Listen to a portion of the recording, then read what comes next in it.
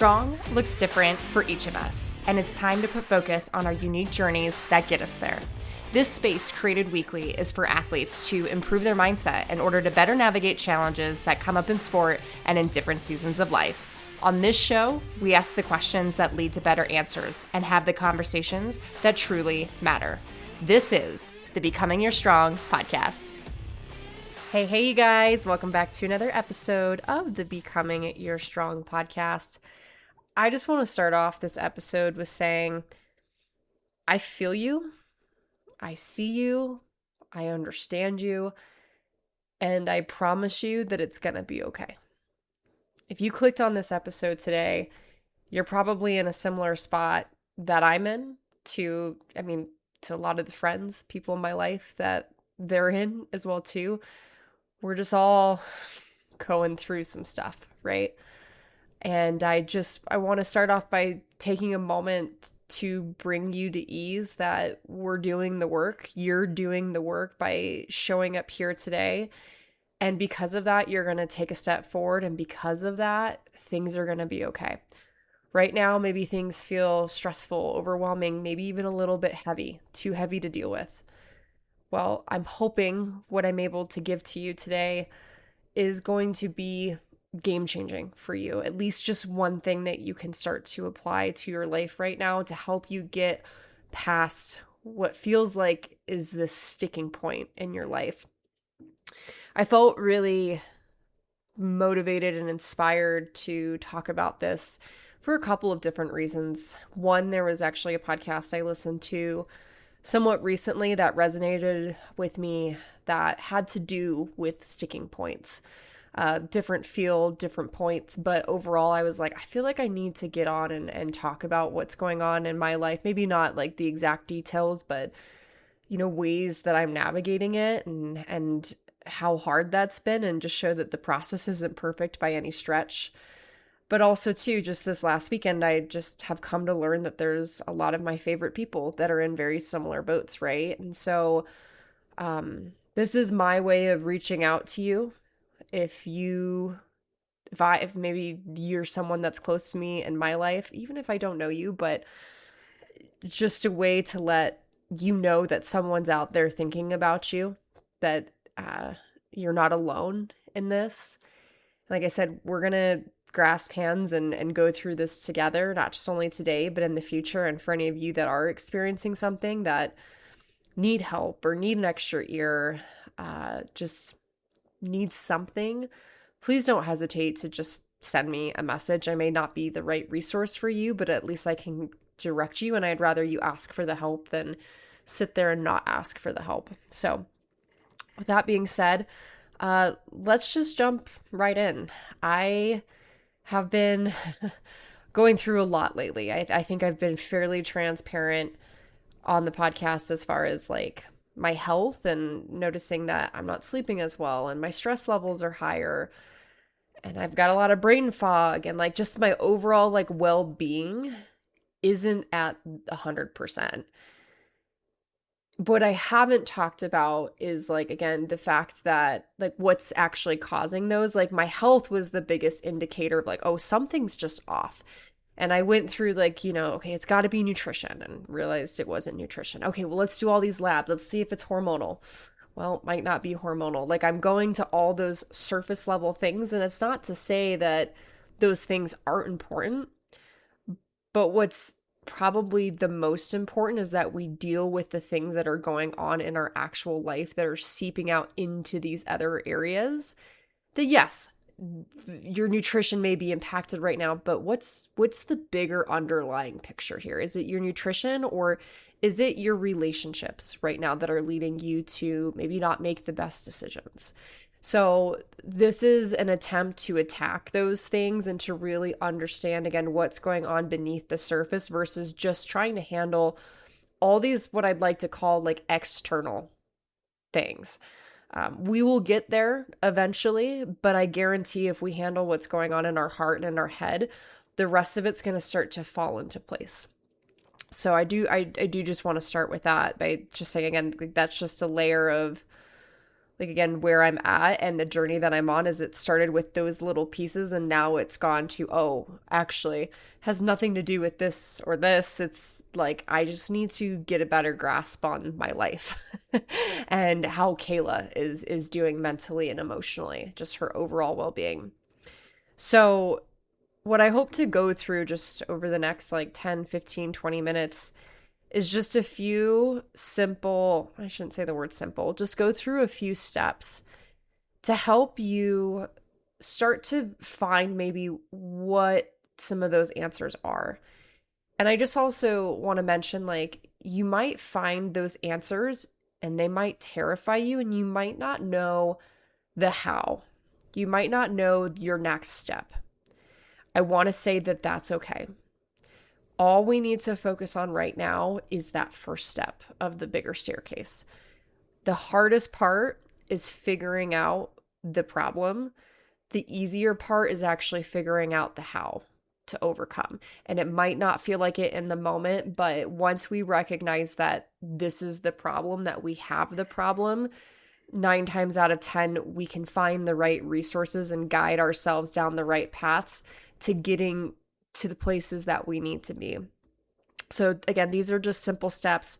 A lot of them are questions to be asking yourself. And I mean, if this is something where you're in a space that you want to take out your journal or a scratch piece of paper and start to write some of these things down and pause the episode and do this as like a activity, like, you know, in real time, I'm here for that.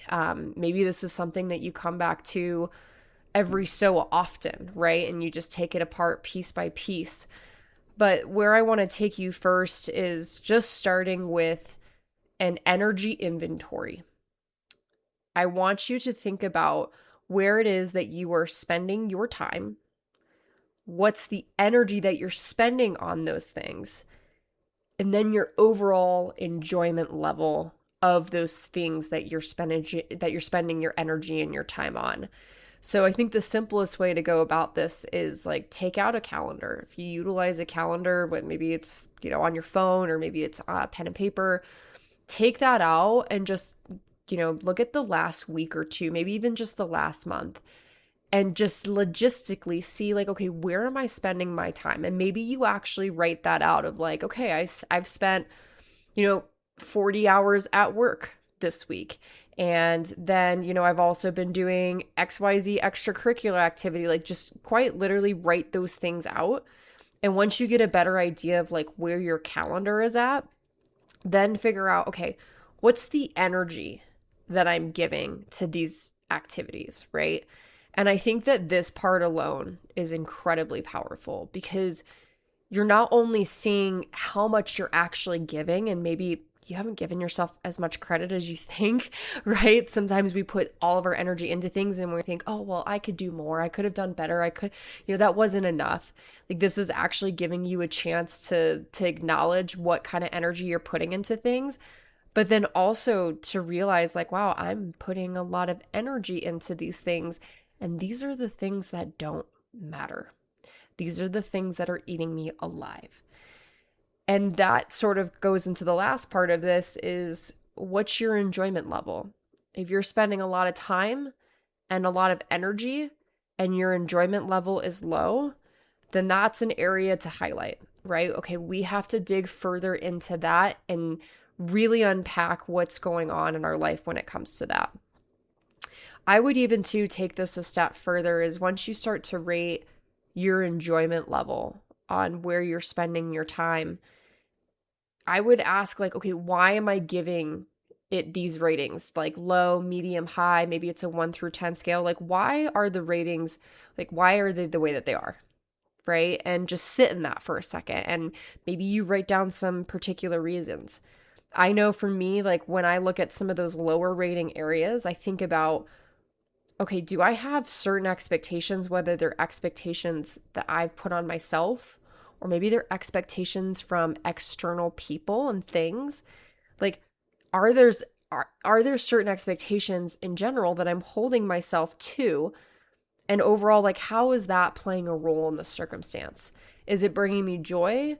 Is it making me feel really heavy and overwhelmed? Like, understanding those are really, really important, right? Like, I think that expectations and standards can be important for sure, especially when it comes to fulfilling a job or a role, certain responsibilities, maybe just of like the standard as to how you treat yourself. I think that that stuff is amazing.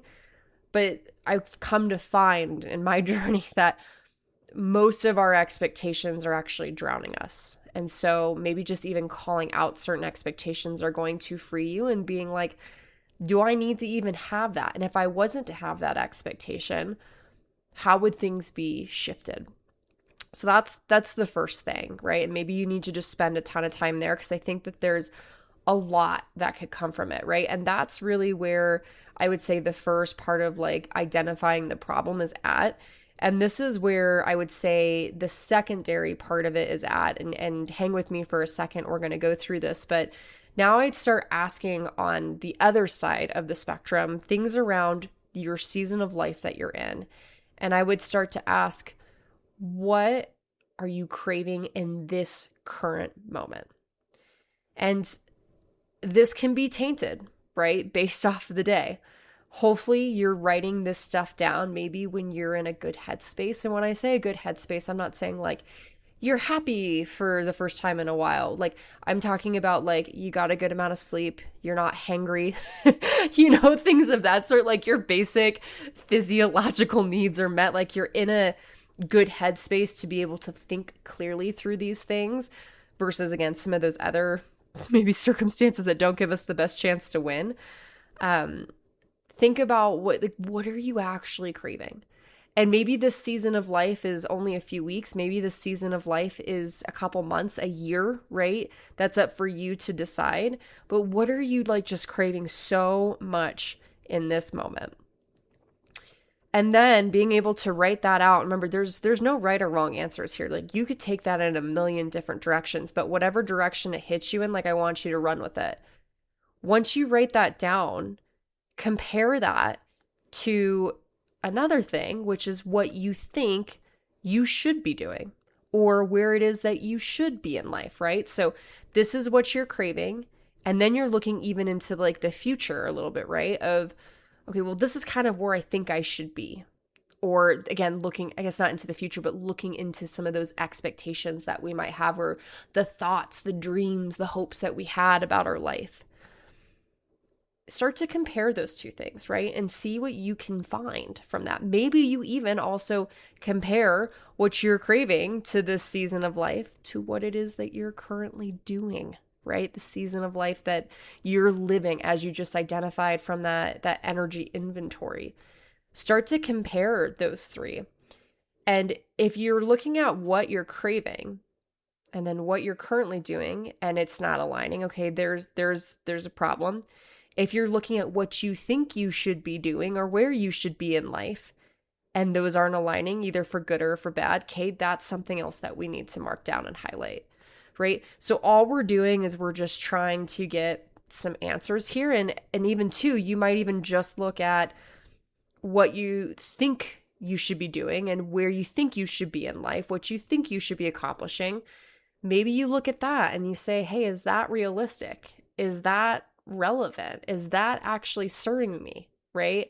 Is that actually what I want? Or am I chasing someone else's dreams, someone else's expectations of me, what I thought that I should be doing? That could also be really, really important, right? So starting there and seeing how much of that is true before comparing that to, again, what you're craving versus like what's you're currently doing. Again, we're just trying to get thoughts out onto paper and ask ourselves really good questions, because then once we do that, it's like, whoa, again, you're almost like getting the answers to the test. And then at that point, we get to start to take steps forward and figuring out, okay, how do I attack that? And there's one more thing that I would want you to really think about, and I think that this builds off of what we just talked about nicely. If you had all of the time, all of the money in the world, literally like no restrictions, no limitations, what would you be doing with your time? Like write out your dream life. I'm not even kidding you. Like write out what that looks like. How does what you crave right now in this season of life align with this future? Like if you had no limits, no boundaries, no expectations, you just got to do whatever it is that you wanted to do. How much does that align, right? And is it a stepping stone? Is what you're craving an actual stepping stone towards that? Because that could be important too to understand. How does also what you're currently doing, that energy inventory that you just did, how much does that align with, if I had all the time, all the money in the world, what would I be doing? And if those, my friends, are really far off from each other, well, then we know that we're not spending our time, our energy doing the things that not only probably don't bring us joy, but aren't getting us closer to what it is that we really, really want, right? So again, a lot of different questions, a lot of different avenues to take. Pick and choose which ones are which ones are hitting with you at this point.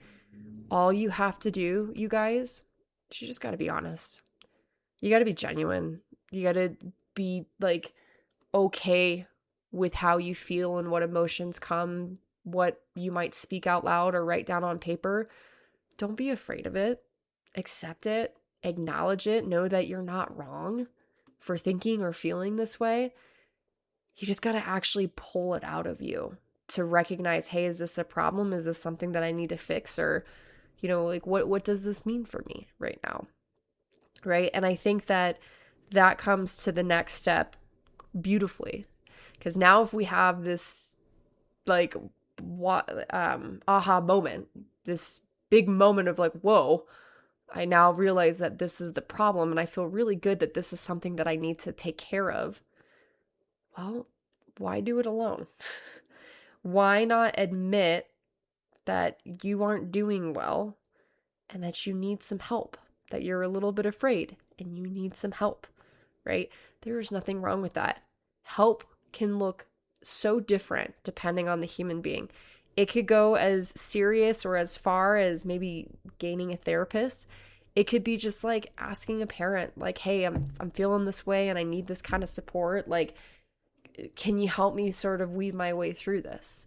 It could be tapping on a best friend's shoulder. It could be talking to a boss. I know for me, today it was the hard conversation with one of my bosses around putting all my cards out there, how I'm actually feeling, and I'm redlining and that I'm not okay, right? And what came from that was some really good next steps for me, and I'm starting to feel a little bit more at peace of okay, I'm moving the ball in the right direction.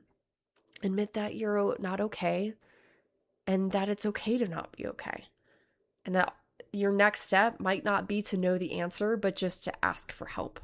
Sometimes even just speaking it outwardly to other people allows for you to see your own truth, right? I think that's the beautiful thing about a therapist. It's the reason why I wanted to become one.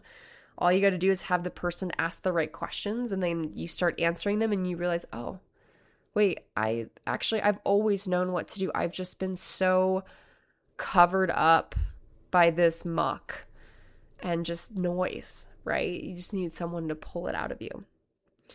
Last step, and this is probably the most important step of all, is at the end of all of this, you might be feeling really emotional, grateful, overwhelmed. Maybe it's just depleted. I know that I'm in kind of a depleted state right now, trying to crawl out of a hole. Just give yourself some love, please, and a little bit of grace, and trust, believe that this is temporary.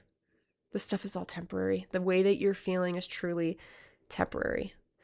And one thing that I've had to do a lot of is take accountability for my thoughts, right? Because I know that my thoughts lead to my emotions, and my emotions help me decide, unfortunately, as much as I try not to, but they've pushed me towards certain directions and how to act and how to show up. And if I could just start with owning my thoughts and asking better questions around my thoughts, well, maybe I can bypass all of the emotional noise that's taking me to places that I really don't want to be. If I'm asking, okay, is what I'm thinking actually true? Can I know that it's true? Right? if I could ask questions like, if I didn't have this thought right now, how would I be living life? How would I be experiencing it? Who would I show up as if I didn't have this thought? Oh my gosh, that's my favorite one out of all of them.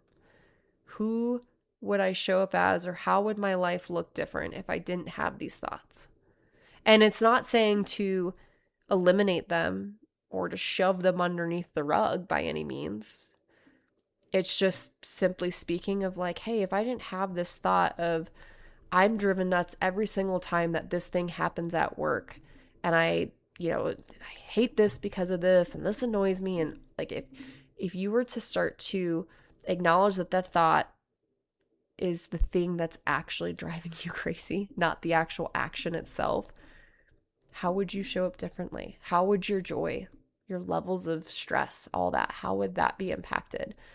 So I know that was a little bit of a tangent there, but I think that maybe could just be split into two, is take accountability for your thoughts. Don't harm yourself because you're having thoughts.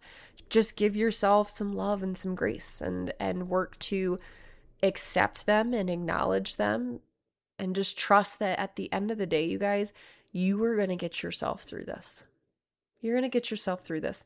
And I'll tell you this, every single sticking point that I've been in my life has always led me to better places, has always led me to something greater. These sticking points are inevitable. And quite honestly, they are the gift. They are the gift of life. If we were never stretched or questioned or challenged, we would never actually get to see our potential and how far we could go, what we could actually make of this life. So don't look at it as, life is beating up on me. Don't play the victim asking why me, why now. Take it head on and being like, this is life showing up for me right now. It is giving me a gift to realize that there's something that needs to change, and I am fully capable of changing it. And when I do, not only will I be in a better circumstance, but I will be that much stronger because of it. Thank you guys so much for showing up for you today, and I hope that this episode truly helped. Again, please reach out if you feel like you're needing perspective on something, just a little love. Always happy and here to be there for you guys. But that's it for this week. We'll see what comes about for next week. And again, I just appreciate you guys being here with me along for the ride. Have a wonderful week, and I'll see you guys next week for another episode of Becoming Your Strong. See you then.